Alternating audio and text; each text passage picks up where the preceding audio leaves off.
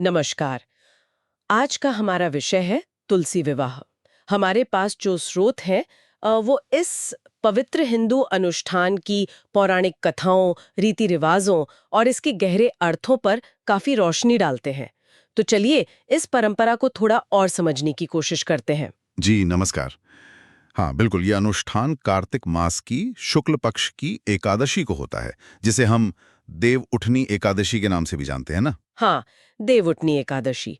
इस दिन वो पवित्र तुलसी के पौधे का विवाह होता है भगवान विष्णु के शालिग्राम स्वरूप से। सही कहा, शालिग्राम स्वरूप से। तो सबसे पहले तुलसी जी के बारे में थोड़ा जान लें। स्रोतों में उन्हें देवी लक्ष्मी का अवतार कहा गया है और हरिप्रिया भी, मतलब भगवान विष्णु की प्रिय। जी हाँ बिल्कुल, हरिप्रिया। उनकी पूजा का तो खैर हिंदू धर्म में एक बहुत ही विशेष स्थान है, ये हम सब जानते हैं। सही।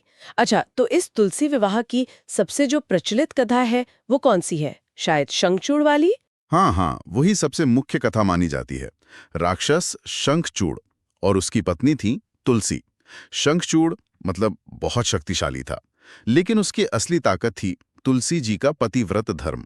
पतिव्रत धर्म, यानी अपने पति के प्रति पूरी निष्ठा। बिल्कुल।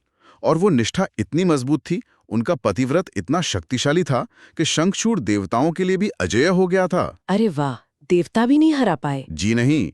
तो फिर देवताओं ने भगवान विष्णु से मदद मांगी, और यहीं से कहानी थोड़ी पेचीदा हो जाती है। हाँ, तो विष्णु जी ने फिर क्या किया देवताओं की मदद के लिए?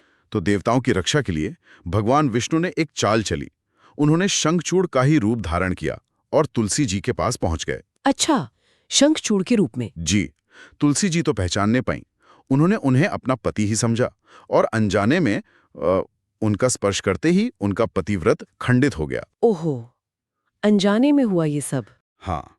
और जैसे ही उनका पतिव्रत टूटा, शंखचूड़ की जो अजेय शक्ति थी वो खत्म हो गई और वो युद्ध में मारा गया। लेकिन लेकिन जब तुलसी जी को इस छल का पता चला होगा तब क्या हुआ? गुस्सा तो आया ही होगा। हाँ जाहिर है, उन्हें बहुत ज्यादा दुख और क्रोध हुआ, और उन्होंने उसी आवेश में भगवान विष्णु को श्राप दे दिया कि तुम पत्थर बन जाओगे। ओहो, ये श्राप दिया? तो जो हम शालिग्राम शिला देखते हैं। जी हाँ, माना जाता है कि इसी श्राप के प्रभाव से भगवान विष्णु शालिग्राम पत्थर के रूप में पृथ्वी पर प्रकट हुए। दिलचस्प। तो ये शालिग्राम का रहस्य है। लेकिन फिर विवाह की परंपरा, श्राप के बाद विवाह कैसे? हाँ, देखिए, श्राप देने के बाद तुलसी जी को भी अपनी करनी पर ग्लानि हुई, दुख हुआ। तब भगवान विष्णु ने उन्हें शांत किया और एक वरदान दिया। वरदान? कैसा वरदान? उन्होंने तुलसी जी के सतीत्व और उनकी पवित्रता का सम्मान करते हुए कहा कि तुम सदा मेरी प्रिय रहोगी, और मैं हर साल इसी शालिग्राम रूप में तुमसे विवाह करूंगा। अच्छा, तो इस वरदान से तुलसी विवाह की परंपरा शुरू हुई। जी हाँ, इसी वरदान से। ये मुख्य कथा है। ये तो बहुत ही भावनाओं से भरी कथा है। स्रोतों में एक और कथा का भी जिक्र है शायद, संक्षेप में। हाँ, एक और कथा भी मिलती है कुछ ग्रंथों में। उसके अनुसार तुलसी का जन्म धर्मराज और धर्मध्वजा की पुत्री के रूप में हुआ था। वो जन्म से ही नारायण की भक्त थीं। अच्छा। जी। और उन्होंने तपस्या करके लक्ष्मी जी का अंश बनने और भगवान विष्णु की पत्नी बनने का वरदान पाया था। ये कथा उनके दिव्य स्वरूप पर ज्यादा जोर देती है। दोनों कथाएं तुलसी जी की महत्ता को दर्शाती हैं। अच्छा, अब अगर हम असल विवाह विधि की बात करें जो आज भी होती है, ये कैसे होती है? बिल्कुल सामान्य शादी जैसी? हाँ, काफी हद तक। तुलसी के पौधे को तो बिल्कुल दुल्हन की तरह सजाते हैं। चुनरी, गहने, सिंदूर वगैरह सब होता है। और शालिग्राम जी? शालिग्राम जी को वर के रूप में तैयार करते हैं। फिर गन्ने और फूलों से एक छोटा सा मंडप भी बनाते हैं, जैसे शादी में होता है। यानी पूरी लेसुरी होती हैं, पूजा सामग्री, मंत्र वगैरह। जी हाँ बिल्कुल। नारियल, हल्दी, कुमकुम, मिठाई, फल, कपड़े, ये सब चीजें अर्पित की जाती हैं। पंडित जी मंत्रोच्चार के साथ विवाह की रस्में करवाते हैं। संकल्प होता है, देवताओं का आवाहन होता है। और कन्यादान भी, पौधे का कन्यादान।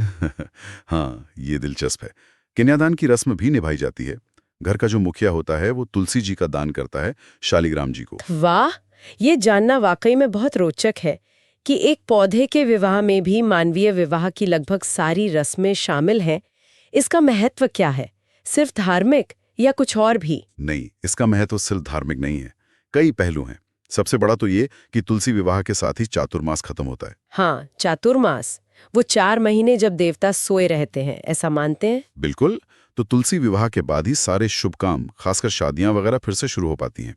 ये एक तरह से शुभ मुहूर्तों की शुरुआत का प्रतीक है। अच्छा, तो मांगलिक कार्यों का आरंभ। और मैंने सुना है कि इस दिन व्रत भी रखते हैं। जी हाँ, विवाहित महिलाएं तो अपने पति की लंबी उम्र और घर के सुख शांति के लिए ये पूजा और व्रत करती हैं। और जो अविवाहित कन्याएं हैं वो अच्छे वर की कामना से इसमें हिस्सा लेती हैं। तो ये पारिवारिक और सामाजिक कल्याण से भी जुड़ा हुआ है। सही, बिल्कुल। तो अगर हम संक्षेप में देखें, तुलसी विवाह सिर्फ एक रस्म या कथा का मंचन नहीं है। इसमें भक्ति है, प्रकृति की पूजा है, नारी शक्ति का सम्मान है और शुभता की शुरुआत भी है। बिल्कुल सही कहा आपने। ये नारी की भक्ति, उसके त्याग, उसकी पवित्रता का एक तरह से उत्सव है। और ये सब जुड़ा है प्रकृति के एक महत्वपूर्ण पौधे से। ये दिखाता है कि हमारी आस्था प्रकृति के साथ कितनी गहराई से जुड़ी हुई है। इस पूरी चर्चा से एक बात तो साफ है कि ये परंपरा कितनी पुरानी होने के बावजूद आज भी जीवित है और पीढ़ी दर पीढ़ी आस्था और प्रकृति के इस अनोखे रिश्ते को मजबूत कर रही है। हाँ, और शायद सोचने वाली बात यह भी है कि कैसे एक पौधे से जुड़ी ये कहानी, ये रस्म, बिना किसी भारी भरकम उपदेश के हमें स्त्री के प्रति सम्मान, प्रकृति की पवित्रता और आस्था के गहरे संदेश देती आ रही है, बस एक सुंदर से अनुष्ठान के जरिए। बिल्कुल, एक बहुत ही गहरा संदेश सहज रूप में।